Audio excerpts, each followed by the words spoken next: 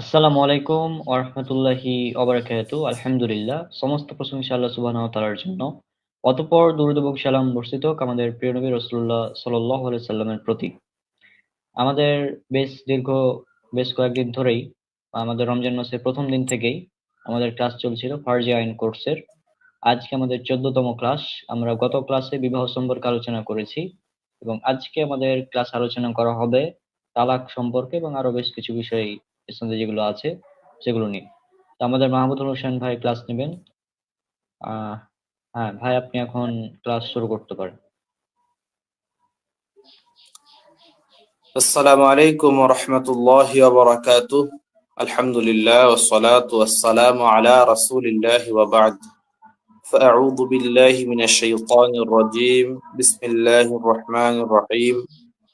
الطلاق مرتان إلى آخر الآية. প্রশংসা মাত্রই আল্লাহর জন্য, দুরূদ ও সালাম বর্ষিত হোক মুহাম্মদ রাসূলুল্লাহ সাল্লাল্লাহু আলাইহি ওয়াসাল্লামের প্রতি। আমরা ফরজে আইনের ধারাবাহিক কোর্স করছি। এখন আমরা যে বিষয় নিয়ে কথা বলবো, আজকে আমাদের আলোচনার মূল বিষয় হবে তালাক এবং এর সঙ্গে ফারায়েজ অর্থাৎ উত্তরাধিকার যে আইন কোরআন এবং সুন্নাহর, এটা নিয়ে কিছু কথা বলবো। তো তালাক এক কথা এটা একটা অনেক ভালো জিনিস না। অনেক জিনিসই হালাল আছে, কিন্তু সব হালাল গ্রহণ করতে আল্লাহ আমাদেরকে বাধ্য করেনি। কিছু বৈধ জিনিস মানুষের বিপদ থেকে বাঁচার জন্য, যেমন দেখেন, কোনো মানুষ শৈলে অস্ত্রোপচার করা, কাটাছেঁড়া করা, এটা অবস্থা আসলে এটা ভালো না। একজনের গা কেন কাটবো, শরীর কেন ক্ষত করব, কিন্তু যখন সে অসুস্থ হয়ে যায় সেই ক্ষেত্রে এটা করা লাগে তার জীবন বাঁচানোর জন্য। তো দুইজন, একজন পুরুষ একজন মহিলার সম্পর্কের এমন একটা তিক্ত ভাব অনেক সময় চলে আসে যে এই তিক্তটা কাটানোর জন্য একটাই উপায় থাকে, সেটা হলো তলাক। যদি তলাকের বিধানটা শরিয়াতে না থাকতো তাহলে অনেক স্বামী স্ত্রী তারা আত্মহত্যা করেই মারা যেত। যাই হোক, তো এখন তালাকের আবিধানিক বা শাব্দিক অর্থ আমরা বলি, তালাক মানে হলো খুলে দেওয়া, তালাক অর্থাৎ ছেড়ে দেওয়া। আল্লাহ নবী সাল্লাল্লাহু আলাইহি সাল্লাম মক্কা বিজয়ের সময় মক্কার কাফেরদেরকে বলেছিল যে তোমরা আমার কাছে কেমন ব্যবহার আশা করো। তারা বলছিল একটা আহ বাবা বা চাচা সন্তানের কাছে যেমন ব্যবহার আশা করে তেমন ব্যবহার আশা করি। তো আল্লাহ নবী শুনে বলছেন, আনতুমুত তুলাকা, তোমাদেরকে তালাক দেওয়া হলো, অর্থাৎ তোমাকে ছেড়ে দেওয়া হলো, তোমাদেরকে কিছু বলবো না। তো এখান থেকে তলাক শব্দটা গ্রহণ করা হয়েছে। আরেকটা জিনিস হলো, শরিয়াতের ভিতরে কোনো মানুষকে যদি তালাক দেওয়া হয়, তালাক দেওয়ার পরে তাকে নেওয়ার কোনো শারঈ ভিত্তি নেই, তাকে আনার। আমাদের বাংলাদেশে হালালা বা হিলা বিবাহর কথা আছে, এটা হারাম একটা পন্থা, একটা হানাফি মাযহাব অনুযায়ী হারাম।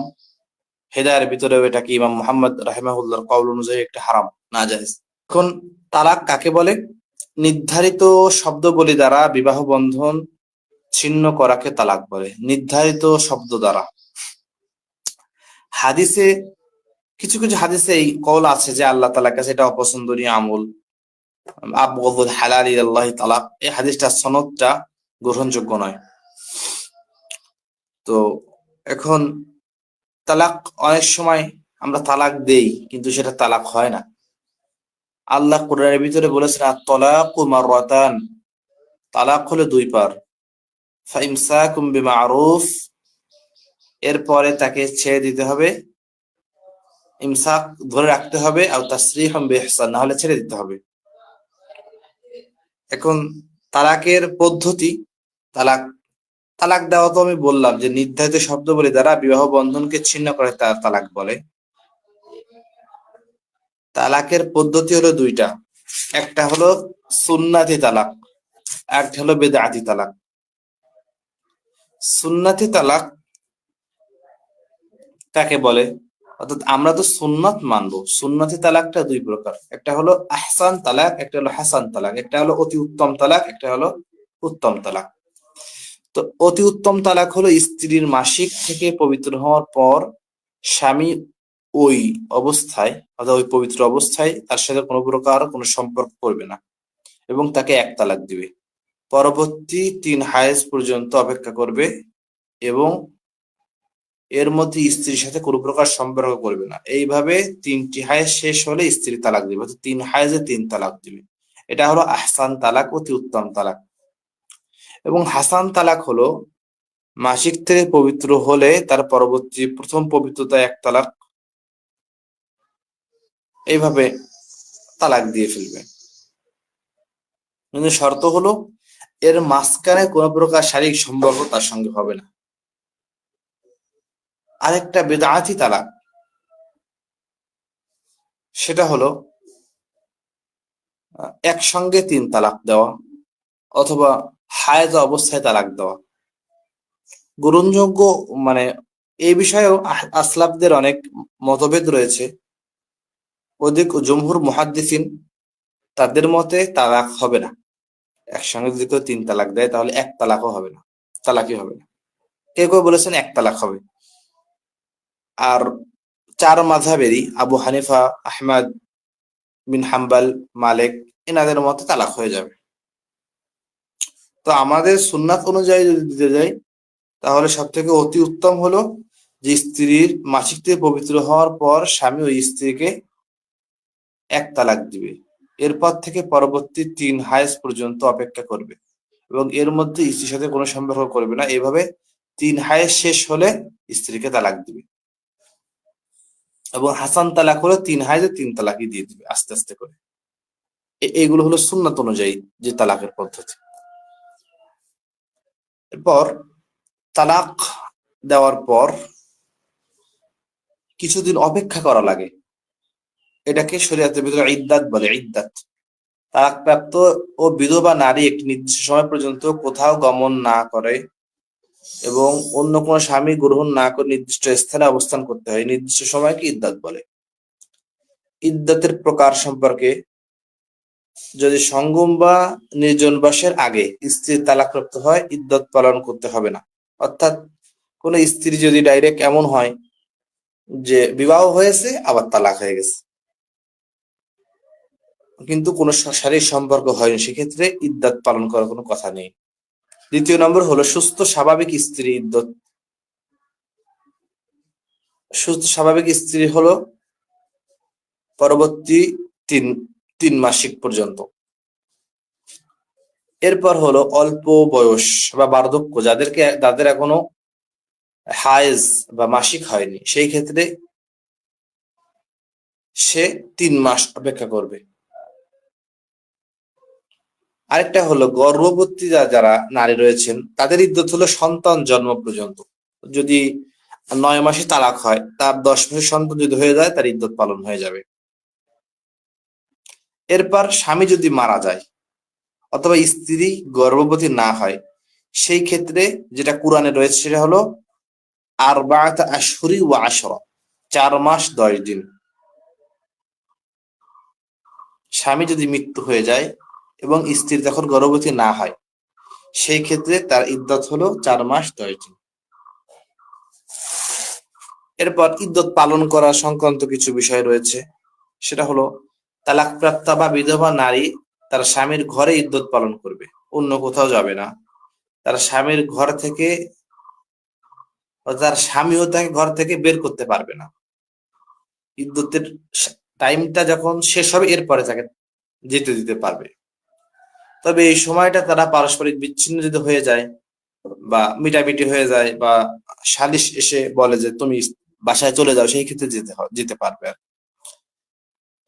এরপর স্বামীর ঘরে ইদ্যত পালনকালে তালাকপ্রাপ্তা স্ত্রীর থাকা, খাওয়া, ভরণ পোষণ এগুলো স্বামীকে দেওয়া লাগবে। এমনকি স্ত্রী অসুস্থ হলে চিকিৎসা খরচও তাকে দিতে হবে।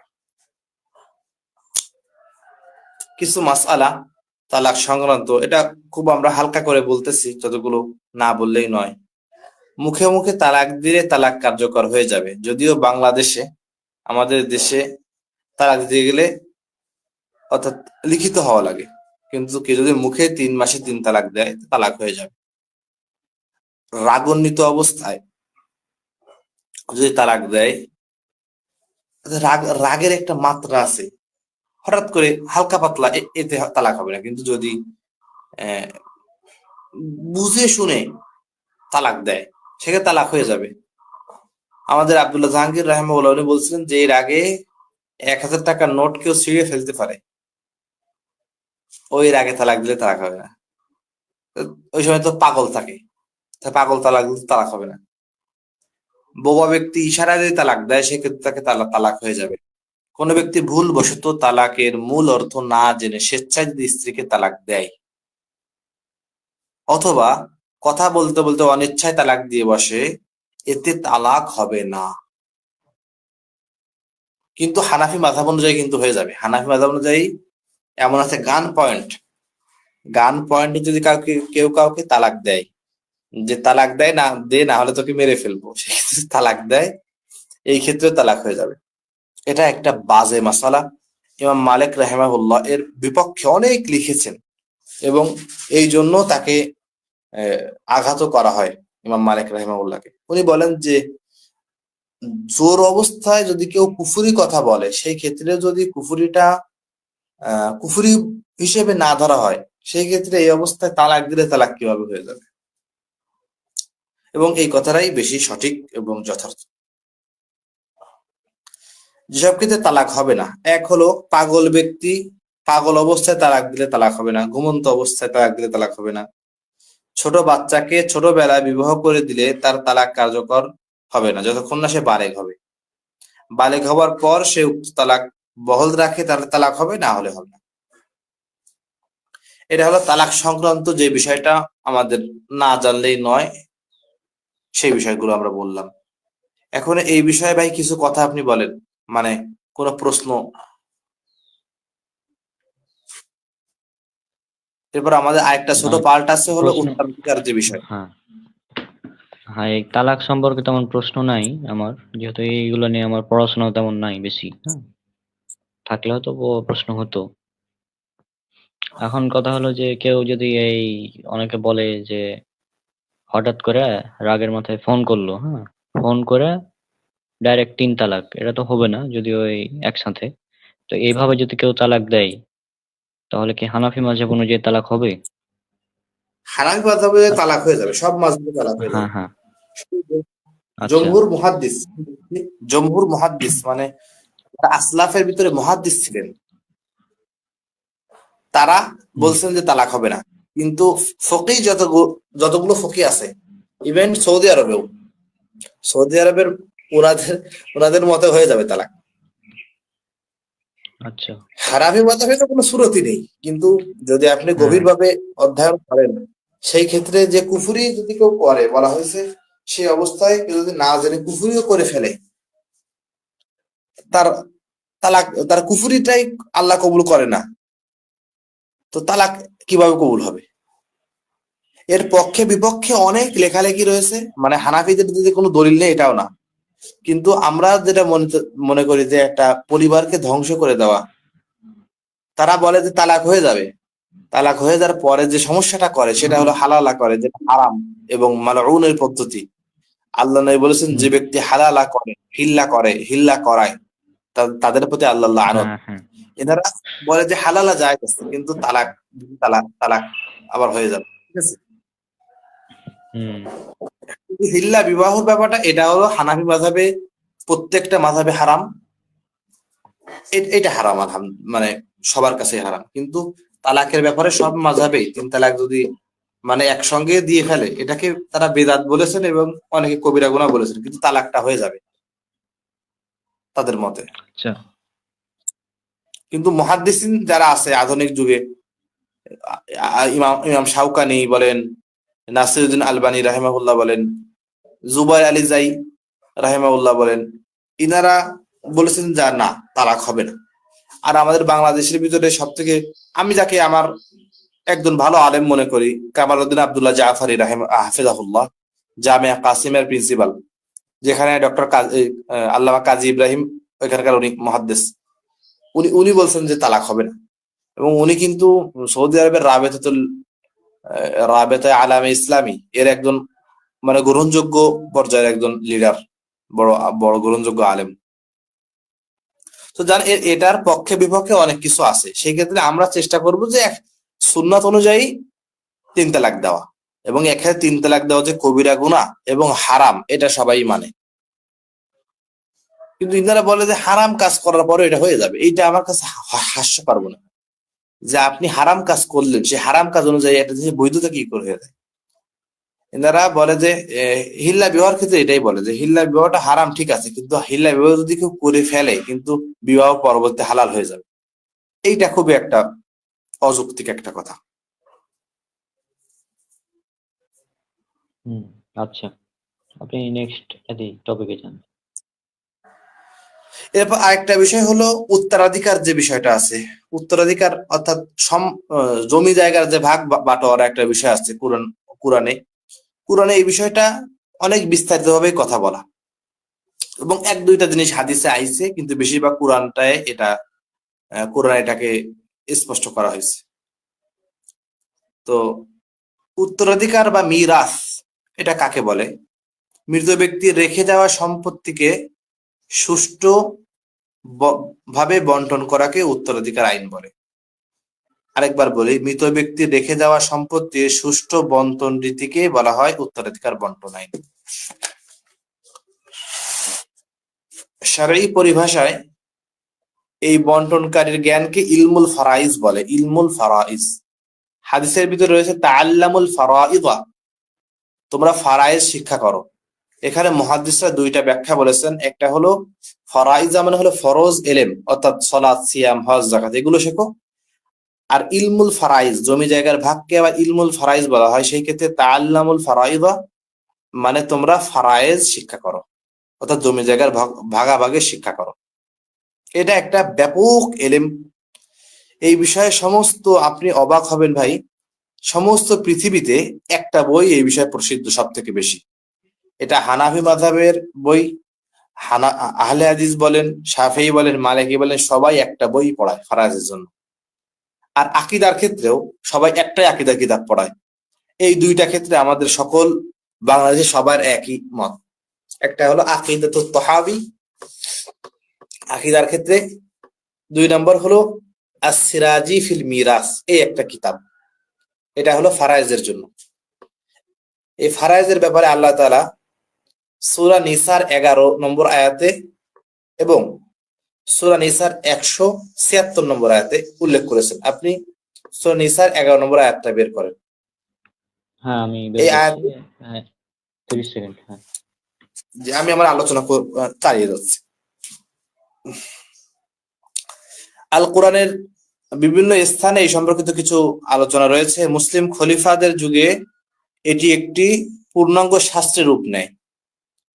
এর ভিতরে কিছু টার্ম রয়েছে, কিছু পরিভাষা রয়েছে ফারায়েজের। একটা নাম হলো মিরাস, মৃত ব্যক্তির রেখে যাওয়া সম্পত্তিকে মিরাস বলা হয়। একটা হলো ওয়ারেস, ওয়ারেস মিরাস যারা লাভ করে তাদেরকে ওয়ারেস বলা হয়। এই ইলমুল ফারাইজের জ্ঞান অর্জন করা হলো ফরজে কিফায়া, অর্থাৎ প্রত্যেক অঞ্চলে কিছু লোকদেরকে এই বিষয়ে জানতে হবে। আমাদের বাংলাদেশে আলেম যারা আছেন, মুফতি সাহেব, তারা এই বিষয়ে পড়েন। এটা ইফতায় যারা মুফতি পাশ করে তাদেরকে এই বিষয়ে অনেক পড়ানো হয় ফারায়েজ সম্পর্কে। এই যে আয়াতটা আল্লাহ সুবহানাহু ওয়া তাআলা বলেন যে ইউসিকুমুল্লাহু ফি আওলাদিকুম, আল্লাহ তোমাদের সন্তানদের ব্যাপারে ওসিয়াত করেছেন। লিযযাকারি মিসলু হাযযিল উনসায়াইন, একজন পুরুষ পাবে 2 মেয়ের সমপরিমাণ। এখানে আমাদের সংশয়বাদী কিছু লোকেরা বলে যে এটা তো আল্লাহর ইনসাফ হলো না, যে একজন পুরুষ 2 মহিলা সমান পাবে, 2 মহিলা যা পাবে একজন পুরুষ তাই পাবে, 2 বোন যা পাবে একজন ভাই তাই পাবে, এটা তো বেইনসাফি। তো সেই ক্ষেত্রে আমি একটা গল্পের মাধ্যমে বলি। দেখেন, একজন বাবা তার ছেলেকে বলল যে তোমাকে আমি 10 টাকা দিলাম আর তোমার বোনকে দিলাম 5 টাকা। কিন্তু বাবা বলতেছে যে আমি ছুটির সময় আসবো, তো তোমার টাকা দিয়ে তোমার বোনকে তুমি খেতে দিবা। সেই ক্ষেত্রে দেখা গেল যে ওই যে ছেলেটা ওর বোনকে খেতে দিল 2 টাকা, ও খেলো 3 টাকা, ওর থাকলো 5 টাকা, পরবর্তীতে ওর বোনেরও 5 টাকা থাকলো, দুইজনে কিন্তু সমান হয়ে গেল। আল্লাহ সুবহানাহু ওয়া তাআলা মহাজ্ঞানী, উনি দেখছেন একজন মেয়ে, তাকে তার স্বামী দিচ্ছে, তার বাবা দিচ্ছে, তার সন্তান দিচ্ছে, কিন্তু একজন ছেলে, তার তো আর স্বামী হয় না, তার হয় স্ত্রী। তার স্ত্রীকে উল্টো তাকে দেওয়া লাগে, তার ভাইদেরকে উল্টো তাকে দেওয়া লাগে। এই ক্ষেত্রে আল্লাহ সুবহানাহু ওয়া তাআলা পুরুষদেরকে বেশি দিয়েছেন, এটা হলো আল্লাহর হিকমত। আমাদের মোটা বেরেনে এটা আসবে না। আল্লাহ তাআলা বলেন যে আল্লাহ ইয়ালামু ওয়া আনতুম লা তা'লামুন, আল্লাহ জানেন তোমরা জানো না।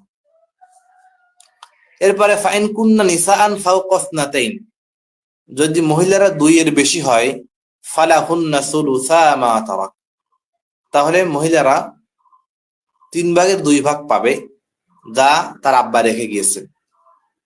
অর্থাৎ পুরুষ আমি এক, যদি এমন হয় যে 2 বোন 1 ভাই, সেক্ষেত্রে তো অর্ধেক অর্ধেক হবে। আর যদি তার কোনো পুরুষ, তার কোনো ছেলে নেই, সেক্ষেত্রে 2 বোন আছে, সেক্ষেত্রে বা এটা বোনরা 2 এর বেশি, সেই ক্ষেত্রে অর্ধেক মানে 3/2 তারা মেয়েরা পেয়ে যাবে। ওয়া ইন কানাত ওয়াহিদাতান, যদি মেয়ে একটা হয়, অনলি ওয়ান ডটার, ফালাহান নিসফ, তাহলে মেয়ে পাবে অর্ধেক।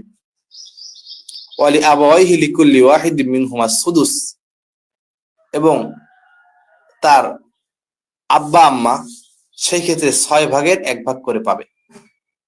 মিম্মা তারাকা ইন কানা লাহু ওয়ালাদ, যদি তার সন্তান থাকে।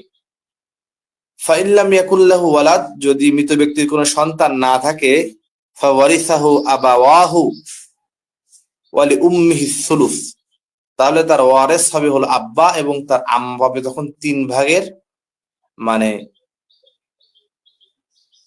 তারা, তার মা আম্মা মানে 3/1 পাবে। ওয়াইন কানা লাহু ইখওয়াতুন ফালি উম্মিহি সুদুস, যদি তার ভাই থাকে সেই ক্ষেত্রে তার মা আবার ওই 6/1 পাবে। মিন বাদি ওয়াসিয়াতিন ইউসি বিহা আও দাইন, কিন্তু এই সম্পদগুলো দেওয়ার ক্ষেত্রে মিন বাদি ওয়াসিয়াতিন ইউসি বিহা, সে যদি কোনো ওসিয়াত করে এটাকে আগে দেওয়া লাগবে, আও দাইন, অথবা যদি কোনো দিনা পাওনা থাকে সেই ক্ষেত্রে তাকে আগে পরিশোধ করা লাগবে। তার সম্পদ ভাগের আগে প্রথম দায়িত্ব হলো তার কাফনের কাপড় কেনা, তার সম্পদ থেকেই। যদি কেউ দিয়ে দেয় তাহলে তো আলহামদুলিল্লাহ, না হলে তার সম্পদ থেকে তার কাফনের কাপড় কিনতে হবে। এরপর তার ওসিয়াত গুলো পূরণ করতে হবে। আবার ওসিয়াতটা এমন না হয় যে সে সব টাকা দিয়ে দিবে, এমন না, 3/1 পরিমাণ সে দান করতে পারবে। এরপর সে তার দিনাগুলোকে দূর করে এরপরে সম্পত্তির ভাগ হবে। আমাদের বাংলাদেশে এমন হয় যে মরার সঙ্গে আগে জমি জায়গা ভাগ হয়, এরপরে যারা দিনা পাওনাদার তারা হলো কান্দাকাটি করে বেড়ায়, কিন্তু জমির ভাগ থেকে তারা বলে আমরা পেয়েছি, আমরা দিতে পারবো না আব্বার দিনা।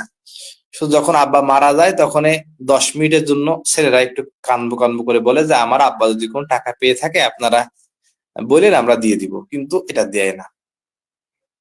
এই জন্য আল্লাহ তাআলা বলছেন আবাউকুম ওয়া আবনাউকুম লা তাদরুনা আইয়ুহুম আকরাবু লাহুম নাফআ, হে মুমিনেরা, আবাউকুম তোমাদের পিতা, ওয়া আবনাউকুম তোমাদের সন্তান, লা তাদরুনা আইয়ুহুম আকরাবু লাকুম নাফআ, কাদের দ্বারা তোমাদের বেশি উপকার হবে এটা তোমরা জানো না।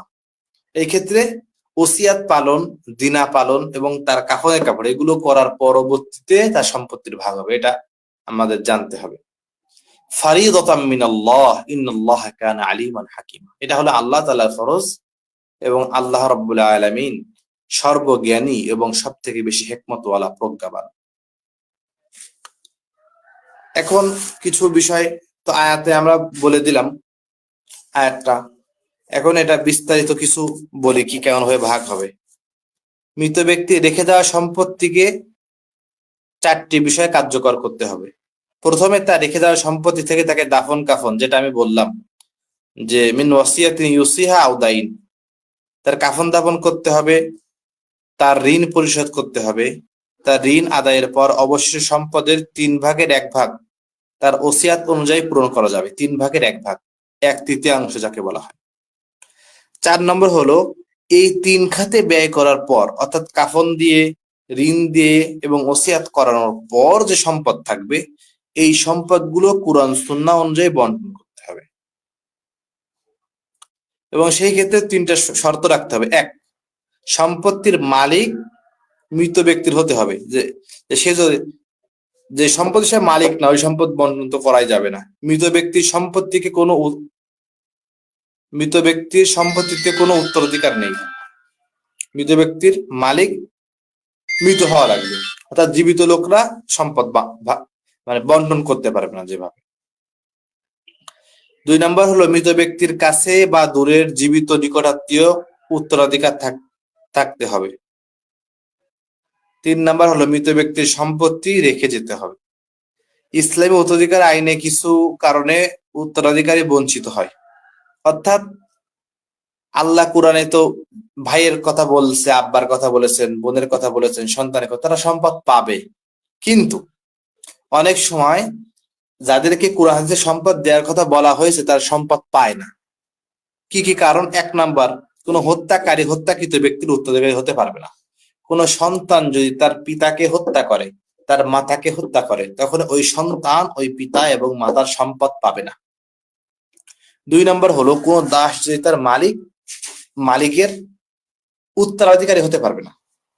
যে কেউ পালক পুত্র বানিয়েছে, পালক পুত্রকে আপনি তার সন্তানের সমপরিমাণ সম্পদ দিতে পারবেন না, সেই ক্ষেত্রে তাকে ওসিয়াত করে দেওয়া লাগবে। এরপর অমুসলিম ব্যক্তি যদি মুসলিম হয়, সেই ক্ষেত্রে সে তার আব্বার সম্পত্তি পাবে না। আত্মীয় স্বজন ভিন দেশের নাগরিক হলে সম্পত্তি পাবে না। শাসক এবং সেনাবাহিনীর পৃথক হলে উভয় দেশকে পৃথক রাষ্ট্র বলে গণ্য করতে হবে। এখন ওয়ারেস অর্থাৎ সম্পত্তি বলেছিলাম 2টা বিষয়। সম্পত্তি যেটা মৃত ব্যক্তির যে সম্পত্তি, এটাকে বলা হয় হলো মিরাস, এবং সম্পত্তি যারা পায় তাদেরকে ওয়ারেস বলে। কুরআন অনুযায়ী ওয়ারেস হলো 3 প্রকার।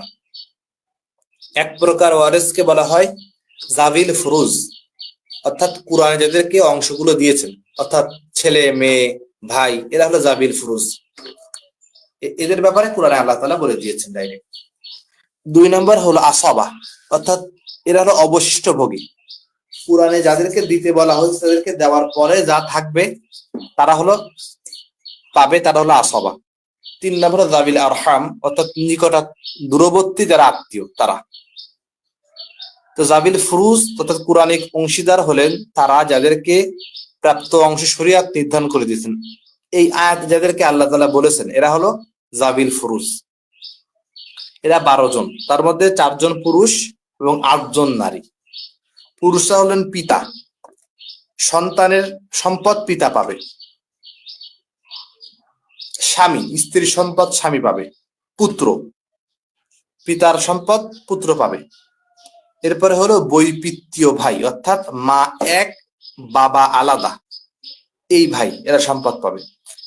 এবং নারীদের মধ্যে হলেন মা, মৃত ব্যক্তির মা, মৃত ব্যক্তির দাদি নানি, মৃত ব্যক্তির স্ত্রী, মৃত ব্যক্তির কন্যা, মৃত ব্যক্তির পুত্রের কন্যা অর্থাৎ নাতনি, মৃত ব্যক্তির আপন বোন, বৈমাত্রীয় বোন অর্থাৎ বাপ এক মা আলাদা এরা, ও বৈপিত্তীয় বোন অর্থাৎ পিতা আলাদা মাতা এক। আর বৈমাত্রী হলো পিতা এক মাতা আলাদা। এই 12 জন হলো জাবিল ফুরুজ। এই 12 জনের মধ্যে পিতা, মাতা, স্বামী, স্ত্রী, পুত্র, কন্যা, এই 6 জন কোনো অবস্থাতেই উত্তরাধিকার হতে বঞ্চিত হবে না। অর্থাৎ পিতা অবশ্য সম্পদ পাবে, মাতা অবশ্যই পাবে, স্বামী, স্ত্রী, পুত্র, কন্যা এরা সম্পদ পাবেই। এবং অনেক ক্ষেত্রে আর কেউ কেউ বঞ্চিত হবে, অর্থাৎ ভাইরা অনেক সময় বঞ্চিত হয় যদি সন্তান থাকে সেই ক্ষেত্রে। এরপর হলো আসাবা, 2 নম্বর যারা, অর্থাৎ কুরআন যাদেরকে সরাসরি বলে দেওয়া হয়নি। আসাবা হলো যাদের অংশ নির্ধারিত করা হয়নি, বরং জাবিল ফুরুজের পর অবশিষ্ট তারা পাবে। এরা তিন শ্রেণীর। এক হলো আসাবা বিন নাফস, তথা যেসব পুরুষ সদস্য যাদের সাথে মৃতের সম্পর্কের মধ্যে নারীর মধ্যস্থতা নেই, এরা, যেমন পুত্র, পুত্রের পুত্র, তার নিচে যারা গিয়েছে, পিতা, দাদা, এর উপরে যারা গিয়েছে, আপন ভাই, বৈমাত্রীয় ভাই ইত্যাদি। এটা হলো আসাবা বিল গায়র। এরা সেসব নারী যারা জাবিল ফুরুজ কিন্তু তাদের ভাইয়ের কারণে আসাবা হয়, অর্ধেক সম্পত্তি পায় এরা। এমন নারী হলেন চারজন, তথা কন্যার পুত্রের সঙ্গে, পুত্রের কন্যা পুত্রের পুত্রের সঙ্গে, আপন বোন আপন ভাইয়ের সঙ্গে, বৈমাত্রীয় বোন বৈমাত্রীয় ভাইয়ের সঙ্গে অর্ধেক সম্পত্তি লাভ করা। আর এটা হলো আসাবাল মাল গাইর। এরা সেসব নারী যারা অন্য নারীর সাথে আসাবা হয়, এরাও চারজন। আপন বোনের সঙ্গে, বৈমাত্রীয় বোনের কন্যার সঙ্গে, আপন বোন পুত্রের কন্যার সঙ্গে এবং বৈমাত্রীয় বোন পুত্রের কন্যার সঙ্গে। এরা হলো কুরআনে যাদেরকে বলা হয়েছে এদের পরে যা থাকবে এরা আসাবা। 3 নাম্বার হলো যাবিল আরহাম। এরা হলো আত্মীয়, দূরবর্তী আত্মীয় যারা।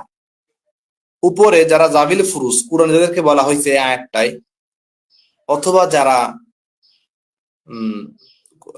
আসাবা, এই বাদে যা থাকবে এরা হলো জাবিল আরহাম।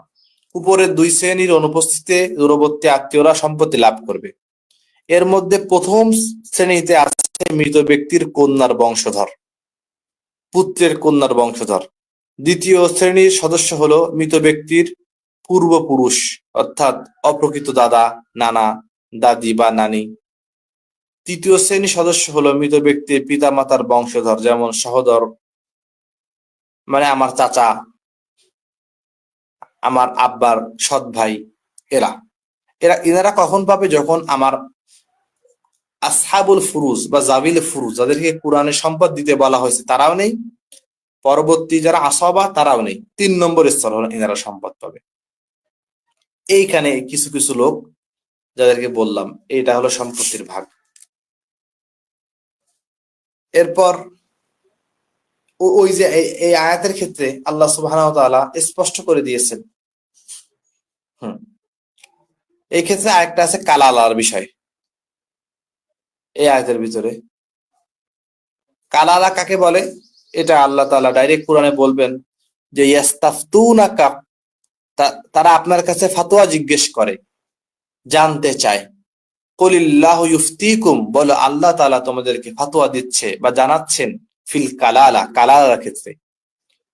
কালালা ইনিমরুন হালাকা লাইসা লাহু ওয়ালাদ, যদি কোনো মানুষ মারা যায়, লাইসা লাহু ওয়ালাদ, তার কোনো সন্তান না থাকে, ওয়ালাহু উখতুন, তার কোনো বোন থাকে, ফালাহা নিসফু মা তারাক, তাহলে ওই বোন তার সম্পদের অর্ধেক পায়।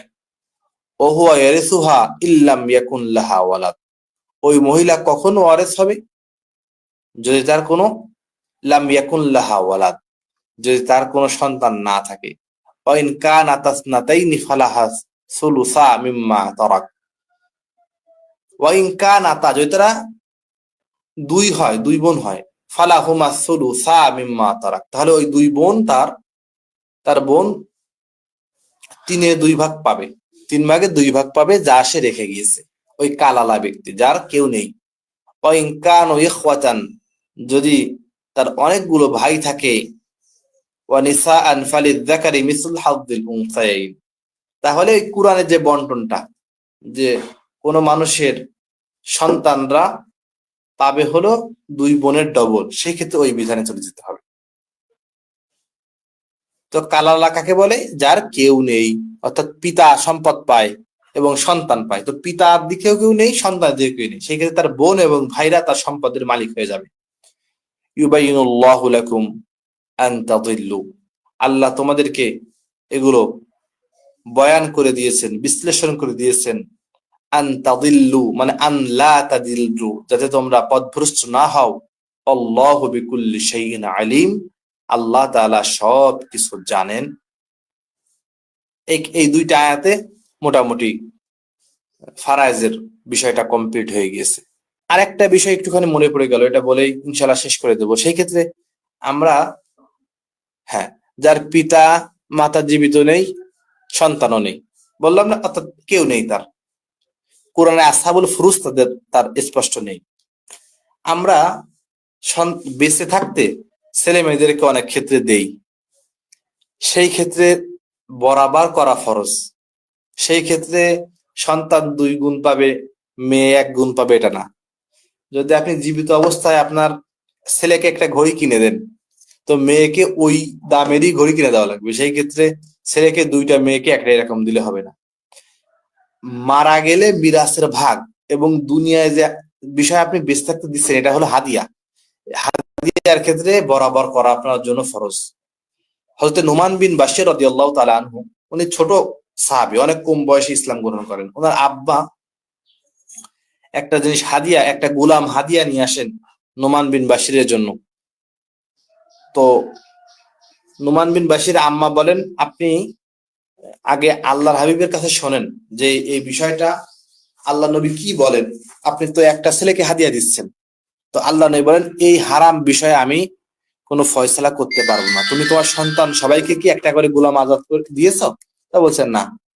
তাহলে এই বিষয়ে আমি কোনো ভাগাভাগি করতে পারবো না। এক্ষেত্রে বোঝা যায় যে দুনিয়াবী বিষয়ে, দুনিয়ায় কোনো কিছু দিলে বরাবর করতে হবে। সেই ক্ষেত্রে ওই 2 ভাগ 1 ভাগ, এই ভাগটা হবে না। আল্লাহ তাআলা আমাদেরকে তৌফিক দান করুন। আল্লাহুম্মা আমিন। তো আজকে আমাদের যে ক্লাসগুলো হলো, আপনারা দেখলেন, আমরা প্রথমে তালাক সম্পর্কে আলোচনা করলাম, তারপরে ফারায়েজের জ্ঞান যেগুলো, জমি জমা বন্টনের ব্যাপারে। তো এই ব্যাপারে বিস্তারিত কোরআন মাজিদের 2টা আয়াত, একটা সূরা নিসা সূরা নম্বর 4 আয়াত নম্বর 11 এবং 176 নম্বর আয়াত, এই 2টা থেকেই আলোচনাটা হলো, এবং আশা করছি আপনারা আলোচনাটা বুঝতে পেরেছেন। আর আর এটা আমাদের ইউটিউবে বিস্তারিত তো জানার জন্য আমি একটা বইয়ের কথা বলছি। শেখ আব্দুল হ্যাঁ, হামিদ ফাইজ রাহিমাহুল্লাহ ফারায়েজে একটা বই আছে। আর উত্তরাধিকার ডট বাংলা, এটা একটা ওয়েবসাইট আছে, এখানে আমরা এখান থেকেও জানতে পারবো। জি, আচ্ছা। তো যাই হোক, আপনারা এগুলো ফলো করবেন তাহলে হবে। আর আমাদের ইউটিউবে আমাদের এই ক্লাস গত 13টা এগুলো আপলোড করা হয়েছে, 13 নাম্বারটা এখন আপলোড হয়নি, এডিটিং চলছে। তো যাই হোক, এই ক্লাসগুলো আপনারা দেখবেন, আশা করছি আপনারা অনেক উপকৃত হবেন। আর আপনাদের জন্য একটা সুখবর আছে যে আমাদের এই যে ফার্জিয়ান কোর্স যেটা হচ্ছে, এটা একটা আমরা বই আকারে সংকলন হিসেবে নিয়ে আসতে চাচ্ছি। হয়তো আগামী কোরবানি ঈদের পরে আপনারা হয়তো পেয়ে যাবেন এটা। ইনশাল্লাহ, দেখি যতদূর সম্ভব তো অনেক চেষ্টা জিনিস করব। দিয়ে যখন আমি বলি, সেই ক্ষেত্রে অনেক জিনিস থেকে হ্যাঁ, যায় যেগুলো হ্যাঁ, হ্যাঁ, বলা হয় না। এগুলো বইয়ের ভিতরে আনা যায় সুন্দর। হ্যাঁ, সেটাই। আর সেজন্য বেশিরভাগ এটা আরো ক্ষেত্রে আমি আপনাদের জন্য। যে হাদিসগুলো আমি হ্যাঁ, বলি, আমার কাছে একটা নোট বই আছে, কিন্তু এটা কোনো আয়াত দেওয়া না।